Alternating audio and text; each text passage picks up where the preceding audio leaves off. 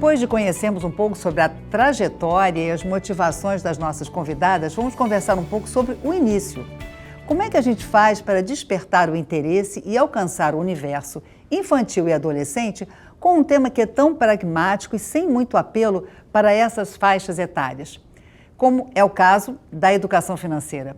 E um pouco mais tarde, quais argumentos devem estar em nossas mentes na hora de conversar com um jovem recém-chegado ao mercado de trabalho para convencê-lo da importância de começar a economizar para a sua aposentadoria? É com você, Wagner. Pois é, Kátia, esse tom no discurso com diferentes faixas etárias, né, tem que ser sempre muito bem modulado para a gente não falar nem coisa de mais, nem coisa de menos, né? Encher a pessoa de informação com que ela ainda não tem, né, essa bagagem para absorver, ou deixar de explicar coisas importantes que poderiam, né, ajudar numa tomada de decisão. E, continuando o nosso papo aqui, né, nós vamos voltar aqui para Maria Gurgel. Maria, por onde começar, né? Essa é a grande pergunta, né? Como apresentar para as nossas crianças e adolescentes conceitos de atitude de educação financeira, né, que são tão importantes na vida adulta, né, para que elas consigam se planejar melhor e ter uma vida mais tranquila? Bom, perfeito. Então vamos lá. Eu dividiria essa resposta em dois blocos. O primeiro bloco, a Ana já acertou de cara, seja o exemplo, né? Assim, se for preciso, mude o seu comportamento, né, a sua relação com o dinheiro, primeiro, para você resgatar a promissória mais complicada que você tem no mercado, que é o seu tempo de volta. Segundo, para você conseguir ajudar as crianças, né? Porque se a gente quer que essas crianças tenham padrões e comportamentos financeiros diferenciados, a gente tem que ser o exemplo. Como a Ana falou, criança vê, criança faz. Então a criança tem que ver a gente consumindo de forma consciente, a criança tem que ver a gente pesquisando preço, a criança tem que ver a gente fazendo listinha de compras, a criança tem que ver a gente priorizando o que a gente precisa na frente do que a gente quer. A criança tem que ver a gente ajudando o próximo, porque a educação financeira não é só sobre o que a gente ganha, o que a gente poupa e o que a gente gasta. É também sobre empatia, sobre solidariedade, sobre senso de comunidade. Então, a criança tem que enxergar isso tudo no dia a dia dela. Se ela tiver isso dentro de casa, meio caminho andado. E aí vem o segundo bloco da pergunta, né? O que a gente faz, né, em termos práticos? Se prepare. Né? A gente tem uma estatística do IBGE que diz que a gente passa, em média, o brasileiro 9 anos e meio estudando. Então, a gente tem que estudar para um assunto que vai transformar o nosso futuro e o futuro das nossas crianças, né? Eu não digo que a gente precisa estudar ao ponto de virar experts, mas a gente precisa estudar minimamente para tomar algumas decisões inteligentes aí na nossa vida, né? Então, estudou? Primeira coisa, define quais os temas que você vai trabalhar com a criança. Do que eu estou falando? Eu estou falando o seguinte, com criança bem pequenininha, uma das primeiras coisas que a gente faz é o quê? Ensinar para a criança a diferença entre querer e precisar. Para a criança, tudo que ela quer, ela acha que precisa. Então, você vai trabalhando as listinhas de querer e precisar, vai questionando essas listinhas até que ela comece a entender que nem tudo que ela quer, ela precisa, né? Isso aconteceu até, um exemplo, eu tenho, né, 4 filhos, 2 são gêmeas, aí uma vez uma delas estava falando, mãe, eu quero uma mochila nova, eu preciso de uma mochila nova, preciso de uma mochila nova. Antes de eu falar nada, é porque são minhas filhas e esse tema é muito na minha casa, latente, a outra vira e fala assim, não precisa não, a gente está com uma mochila nova, a mamãe comprou no início do ano. Aí eu falei, tá ótimo, então entendeu. Eu até escrevi um livro também, eu pego essas situações para escrever um livro, que uma menina fala, eu quero uma mochila nova. Então, assim, a gente precisa definir que temáticas são essas. Então, assim, para os bem pequenininhos, lista de querer e precisar, a gente precisa guardar sempre uma parte de tudo que a gente ganha.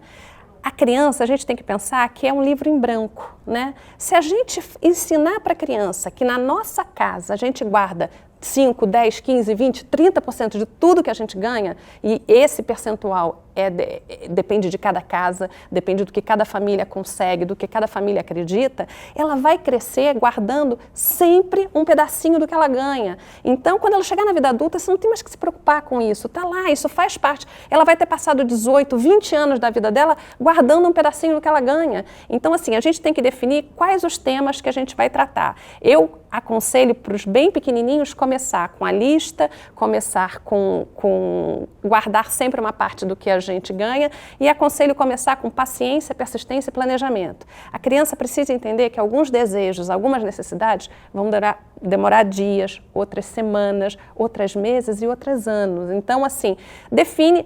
O que eu fiz? Eu fiz exatamente isso quando eu comecei a escrever os livros. Eu fui ler a BNCC. BNCC é a Base Nacional Comum Curricular, que definiu qual era o currículo que eles iam ter para o ensino fundamental e o ensino médio. A BNCC não trata da educação infantil como eu me propus a tratar, né? A BNCC começa do ensino fundamental. Só que assim, é uma lista enorme de comportamentos e objetivos lá, e eu falei o seguinte, bom, deixa eu definir o que eu acho prioritário, porque eu queria trabalhar com os pequenininhos, né? E aí eu defini 11 temáticas, né, que estão permeando os meus livros, né? Alguns, assim... E eu não quis botar mais do que isso, porque eu fiz questão de priorizar a questão literária, a questão da ilustração. Para quê? Para que a criança quisesse ler os outros livros da coleção, sabe? Então, porque senão fica uma coisa muito, didática de ensinar. Todas essas temáticas são postas como pano de fundo, né? E no final de cada livro eu faço uma série de perguntas para que as crianças conversem. O que a gente tem, né? A gente definiu lá quais as temáticas que você vai usar. Definiu as temáticas, quais os instrumentos que você vai usar. Faça uma curadoria, o adulto tem que fazer uma curadoria. Que livros eu vou usar para ajudar nessa jornada? Que jogos eu vou jogar? Desde o banco imobiliário até tantos outros jogos que a gente pode aprender com a educação financeira. Eu vou dar mesada, eu não vou dar mesada, eu vou botar cofrinho, não vou botar cofrinho. Então define os instrumentos. E depois, assim, tem que pensar nessas estratégias, que é um pouco do que a Caroline falou que tinha no ambiente familiar dela. O que são essas estratégias? Por exemplo, a gente tem que criar alternativas para a criança que ela tenha lazer na vida dela, que não gaste nem um centavo, principalmente quando ela está com os pais. Para quê? Para ela entender que existe lazer, existe prazer de estar com os pais sem estar associado a gastar nada. Você vai ter esse lazer fazendo piquenique, jogando futebol, jogando jogo de tabuleiro, saindo para correr, qualquer coisa que não envolva gastar dinheiro, porque hoje, os pais de hoje estão tão atribulados, o que acaba sendo o lazer com os filhos? Vai para o shopping. Então, assim, se a gente não criar, se as crianças não crescerem com essas alternativas de lazer e prazer de estar com os pais, desassociada a dinheiro, para onde é que elas vão fugir? Para consumo. Então, isso é uma estratégia legal da gente começar a pensar no dia a dia. Outra, vai ao supermercado. Eu vejo pais em pânico de ir ao supermercado com o filho, né? Que filho vai dar piti no supermercado. Vai ao supermercado com o filho, mas tem toda uma ciência por trás disso. Traz a criança primeiro para participar do planejamento. Filho, vai lá, olha na geladeira, o que está faltando? Vai lá, olha na despensa, tem arroz, tem feijão. Faz a criança participar. Se ela estiver alfabetizada, manda ela escrever a lista. Chegou no supermercado, dá missões para ela. Que são missões? Pega algumas coisas na prateleira, organiza o carrinho, compara alguns preços. Por que esse aqui custa isso e aquele custa aquilo, né? E de preferência, saia do supermercado no momento em que a lista estiver acabada. Para quê? Para a criança começar a entender que ela vai para esses lugares para comprar o que ela precisa. Se eventualmente você esqueceu alguma coisa, você vai fazer um teatro. Esquecemos isso, esquecemos de botar na lista. Vamos botar na lista? Botou na lista e aí lá ela vai lá e pega. Para ela começar a entender que esses lugares a gente entra quando a gente precisa de alguma coisa. Porque se a gente vai ao supermercado e vira aquela bagunça, e sai pegando coisa do carrinho, a criança não consegue entender, né? A vida da criança é muito concreta, é muito prática. Então a gente precisa dar esse arcabouço para a criança, né?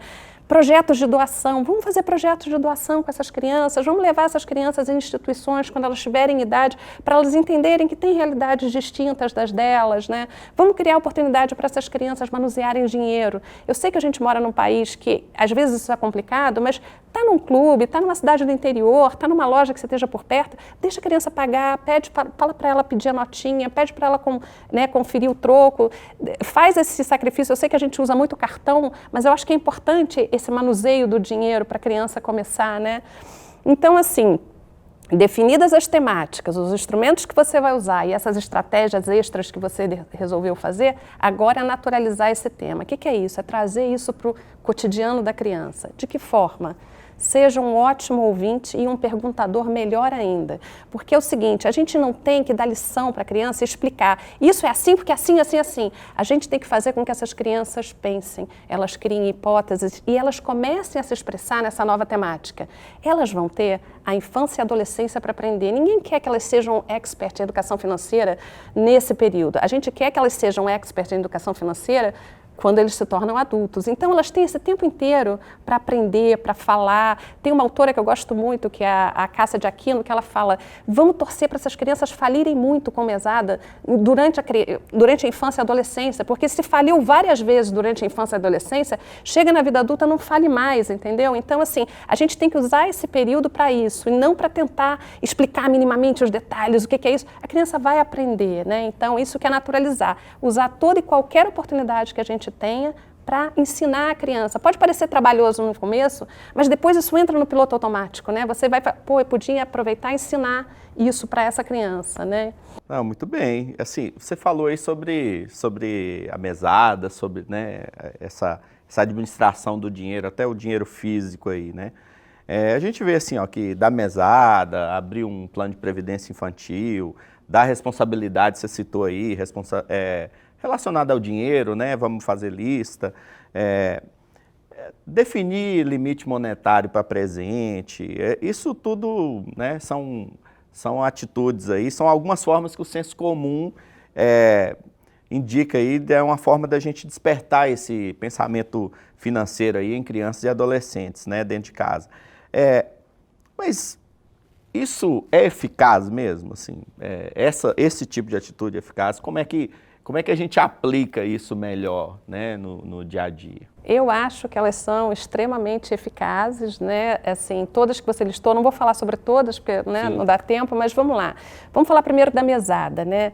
Mesada é um ótimo instrumento para isso, né? A gente torce para a criança falir com a mesada, justamente para ela aprender, né? Então é um instrumento para ela aprender.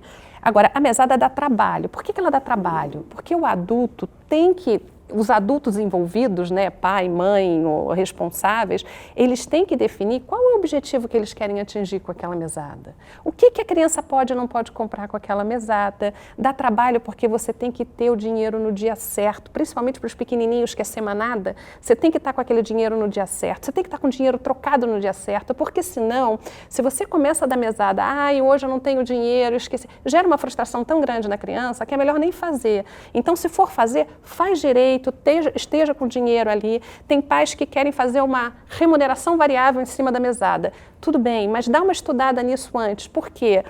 A gente não pode remunerar as crianças pelas coisas que são obrigações da criança. Então, se na sua casa fazer cama e botar a mesa é obrigação, você não vai dar dinheiro a mais para a criança por causa disso. Mas talvez você possa remunerar a criança a mais por ela lavar seu carro, que ela não tem obrigação nenhuma de lavar seu carro. Ela não tem obrigação nenhuma de arrumar o quarto do irmão menor. Então, você pode remunerar a mais por isso. Então, assim, hoje tem muita gente estudando a ciência da mesada. Quer da mesada? Dá uma lida antes. Tem muito material bacana sobre mesada.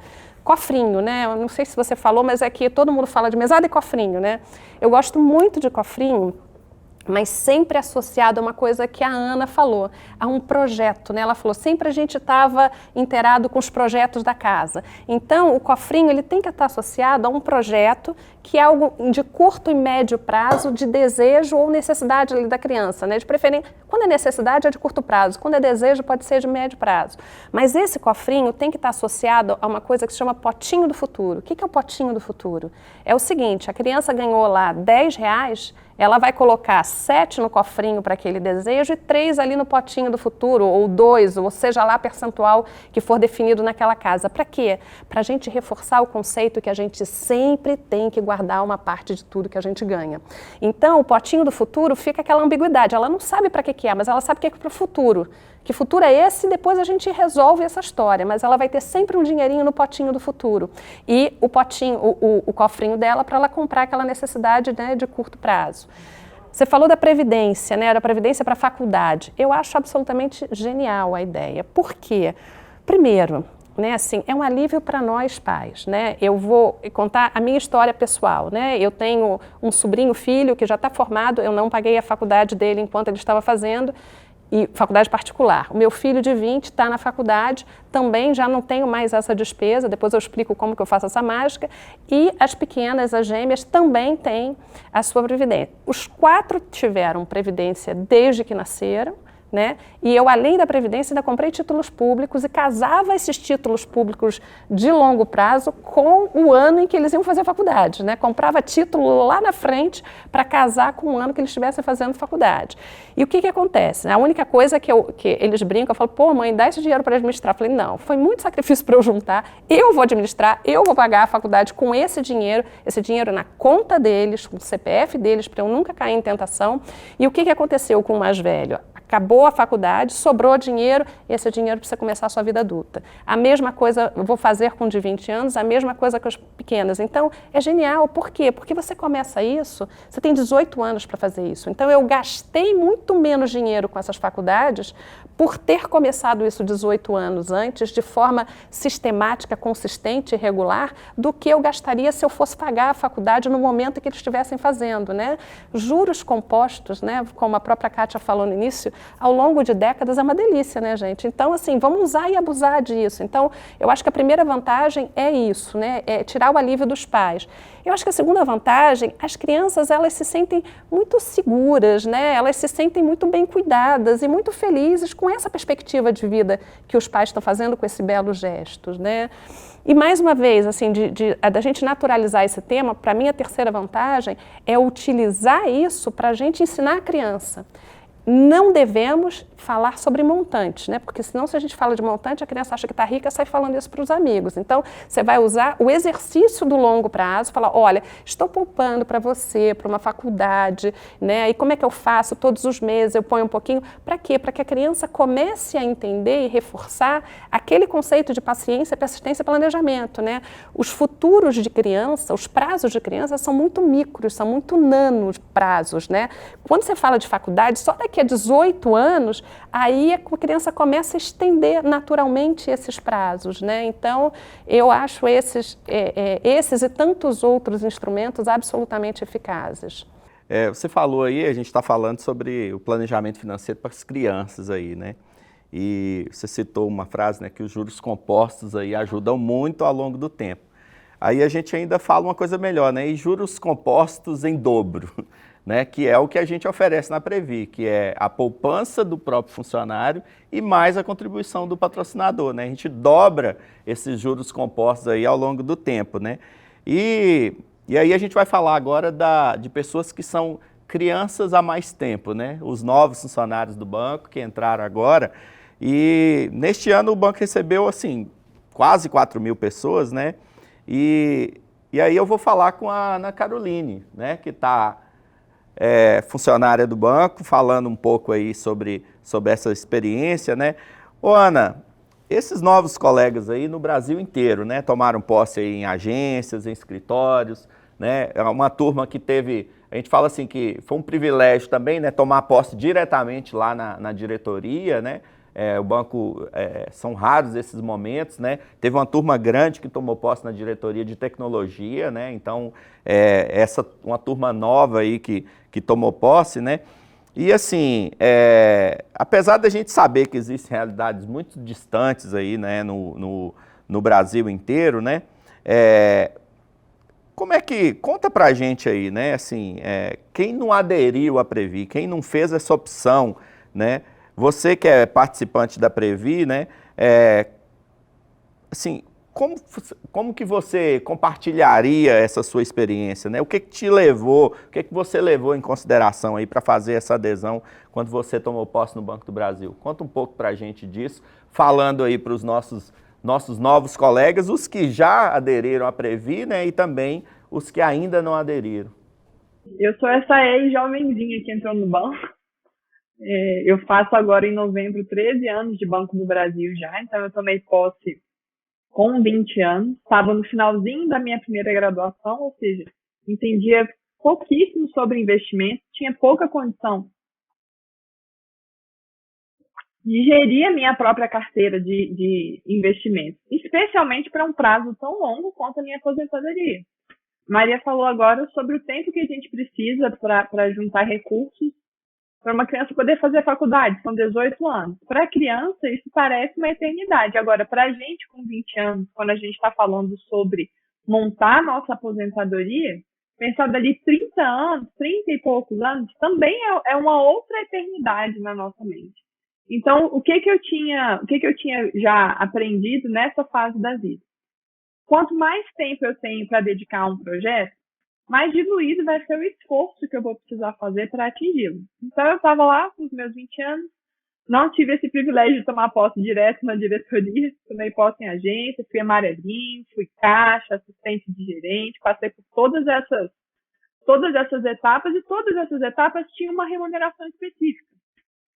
E aí eu volto lá para minha casa, onde eu recebi os meus primeiros passos de educação financeira, e era uma conversa que os meus pais já tinham comigo há muito tempo. Eu disse, minha filha, você precisa começar a provisionar os recursos para a sua aposentadoria o mais cedo possível, independentemente de quanto você ganha. Por quê?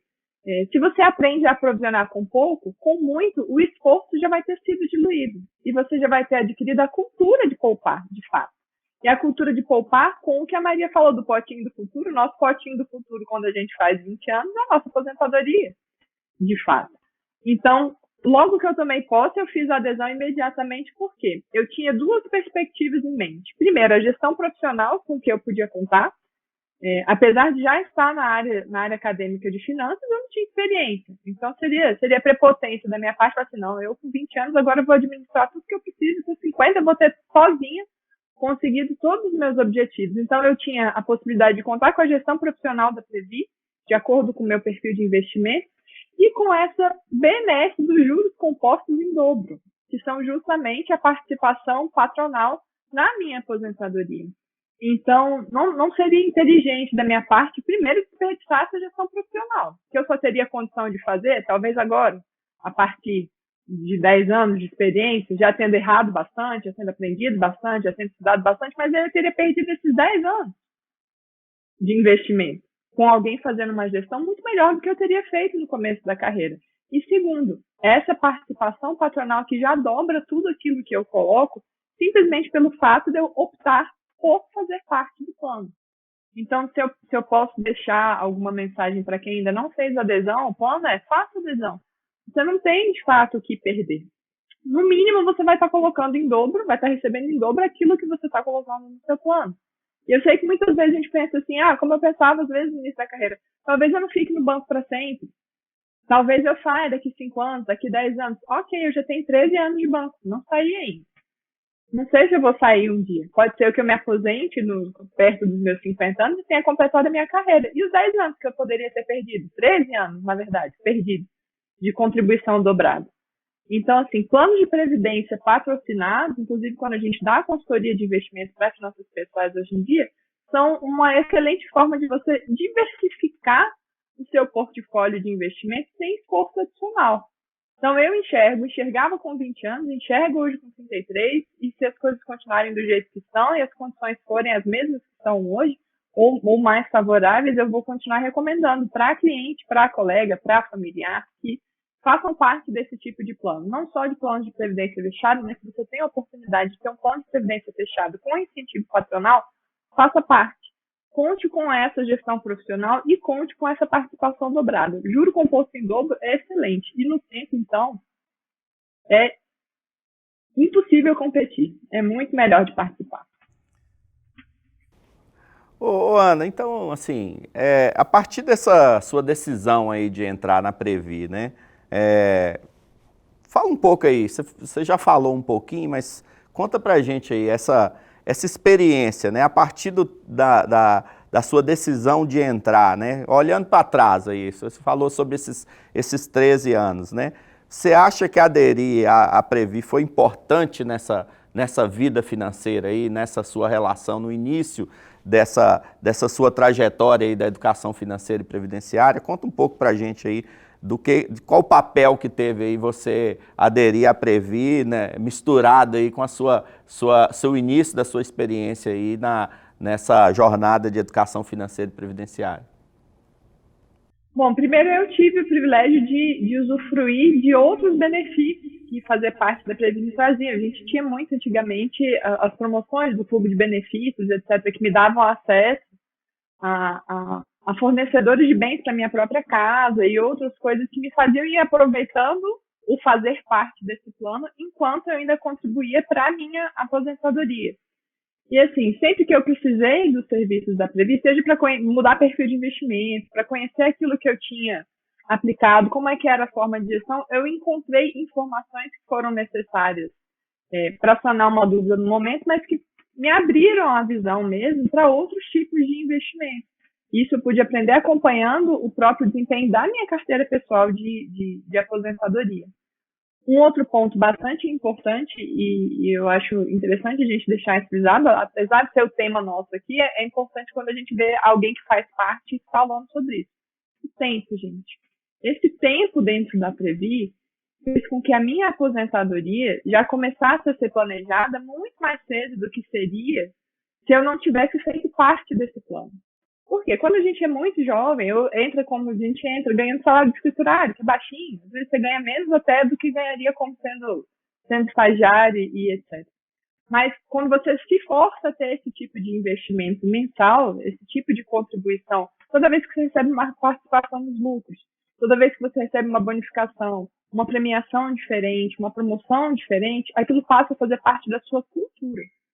E é o que a gente tem conversado desde o início aqui do nosso bate-papo. O ir modificando a nossa cultura fomenta aquilo que é princípio para a nossa vida. Então, a partir do momento que eu soube que parte do meu salário todo mês seria comprometida com o crescimento da minha aposentadoria, com o aprovisionamento para a minha vida futura, eu passei a ter uma visão de mundo diferente. Então, o meu potinho do futuro passou a ser segmentado. Então, eu tenho o meu potinho do futuro aqui com a gaveta da Previ, eu tenho o meu potinho do futuro tinha a gaveta do meu imóvel, que eu pude adquirir há pouco tempo, com as viagens que eu planejava fazer, com os outros cursos que eu precisava fazer. Então, é meio que uma mudança de paradigma quando você se compromete a segmentar a sua renda para que você tenha qualidade de vida, sem deixar de pensar nos seus objetivos de curto, médio e longo prazo. No caso da aposentadoria, com 20 anos, como era o meu caso, longuíssimo prazo. Então, a importância de aderir à Previ foi mais do que fazer o aprovisionamento já da minha aposentadoria. Foi essa mudança de chave mental mesmo. Que eu preciso ter esse tipo de compromisso por mês para que os meus objetivos sejam conseguidos com menos esforço, que seria se eu deixasse tudo se acumular para 40 anos. Imagina, se eu começasse a pensar na minha aposentadoria com 40 anos ou fizesse adesão mais tarde, eu teria perdido 20 anos de contribuição em dúvida. Então, esse tipo de decisão, quando a gente toma mais cedo, quando a gente tem um incentivo patronal como o que eu tive já desde o início da minha carreira, muda a nossa cultura e muda também a cultura de quem está ao nosso redor. Você começa a conversar sobre esse tipo de assunto com as pessoas. Eu tive colegas de faculdade que toparam fazer o concurso do banco depois que eu já tinha entrado no banco por conhecer esse tipo de benefício, esse tipo de privilégio. Então, a nossa construção profissional foi feita de modo muito diferente do que teria sido se eu tivesse deixado essa oportunidade passar. Esse é meu momento de gratidão aí a Previ desde os meus 20 anos.